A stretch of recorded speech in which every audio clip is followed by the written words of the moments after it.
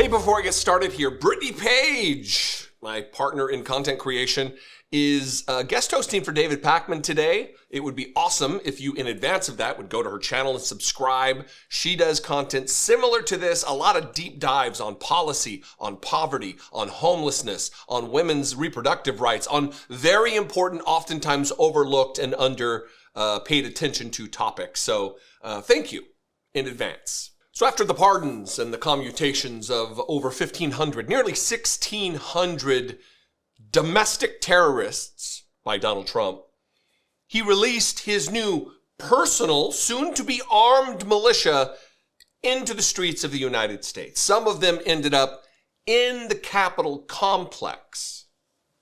And if you're wondering what kind of low information rubes and absolute dullards these people are, let me introduce you to a man you've heard me talk about a lot, Stewart Rhodes, the leader of the Oath Keepers, who was convicted of seditious conspiracy against the United States, a man you might think is a fan of cosplaying as a pirate, but no, he shot his own eye out.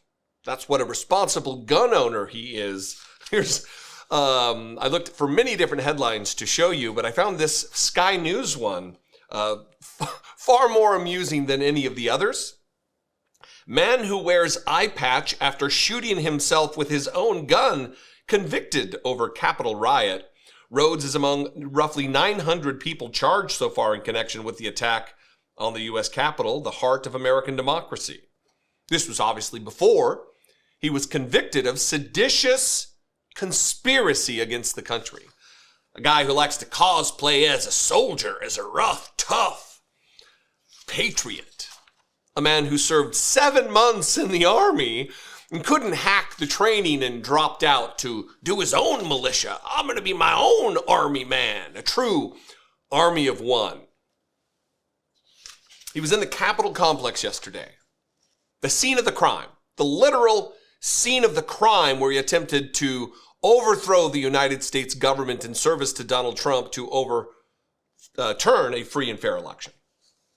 A video of it. And look, the thesis of this entire deal here is we need to be ready for confrontation. And I don't mean like physical confrontation, but there's a woman in this clip who confronts Stewart Rhodes and says, "You shouldn't be here, bro. This is not a place for you." And of course, I got the freedom of speech. I got the freedom of redress of my government. Mr. Constitution, yet wanted to end the Constitution, end democracy in America. And I want you to pay close attention, screen right to his left, who is standing next to him, a man who has deemed himself Trump's Secretary of Retribution, Ivan Raiklin.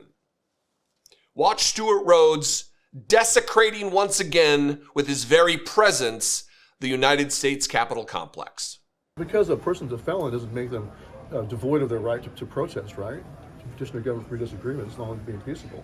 No, their First Amendment rights are not destroyed after that, I would hope. Right? More just asking because of like violent backgrounds, things that would reflect on the way that they might conduct themselves in that situation. Here's the thing: I wasn't in command of the entire crowd. It's like 100,000 people. I was in command of my guys. If my guys screwed up, if I'd have been with them, I'd have said, "Don't go inside the Capitol." But I don't believe they committed any crimes, at most trespass. You shouldn't be here. You are welcome. First Amendment, free speech. Right. It is disrespectful. No, it's not. Are you Here. in an official capacity with the Capitol office here at the... Nope, I'm just... Okay, so you have a right to express your opinion and I have a right to carry on. I have no standing here except I work here. And I used to work here too. Can you identify yourself? I don't want to be part of it this doesn't story. matter. I just want to express that... Okay, that's fine.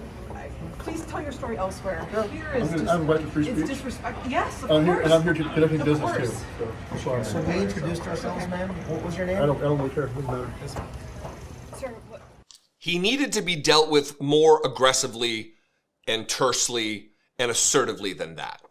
No fault against that woman doing her due diligence, doing her duty as an American to voice her displeasure at his presence there. She's probably just in nature, her innate nature, a polite person. But I can tell you it would have gone down differently had I been there. And more than likely, had you been there. No peace for these people. No peace in restaurants, no peace in the Capitol complex. You are a traitor to the country. You are a seditious conspiracist. How dare you desecrate the Capitol once again with your very existence, garbage person. And the person to his left is Ivan Raiklin. This is from the Atlantic. Trump's Secretary of Retribution, a retired soldier turned election denier, is keeping a list of the former president's deep state enemies. Retribution is Raiklin's watchword these days. He calls himself Trump's Secretary of Retribution, settling scores from the first term and ready to do the same in a potential second. His battles aren't only with military leaders. Earlier in the article, they talk about him trying to create some kind of an uprising against the Pentagon itself, up against the military, from military members from within the service for the vaccine mandate. He wanted violence because of this. His battles aren't only with military leaders. After Trump lost the presidency in 2020, Raiklin suggested that Vice President Mike Pence could reject electors from the states that Joe Biden had won on the grounds that they might be fraudulent, that they might be fraudulent.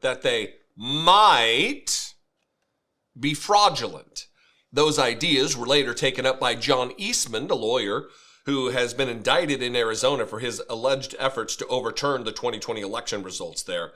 He has pleaded not guilty. Raiklin may be one of the intellectual founders of Donald Trump's election denialism.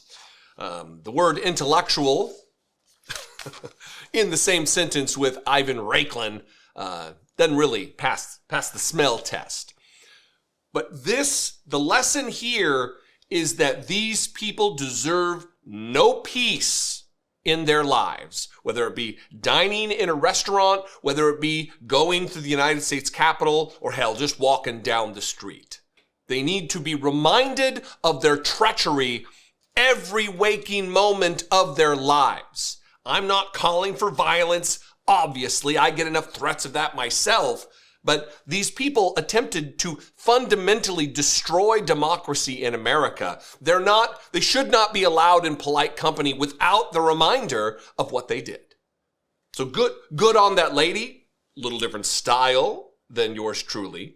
But thank you very much for doing your patriotic duty for the country and reminding these assholes where they are. What do you think? I would love to know. You can call, leave me a voicemail, 714-576-4054. And of course, as always, you can email me daily@dollemore.com. Look, with people like this, with the Ivan Raiklin immediately having access to Stewart Rhodes, these are scary times. Take care of yourself. Be genuine. Take care of one another.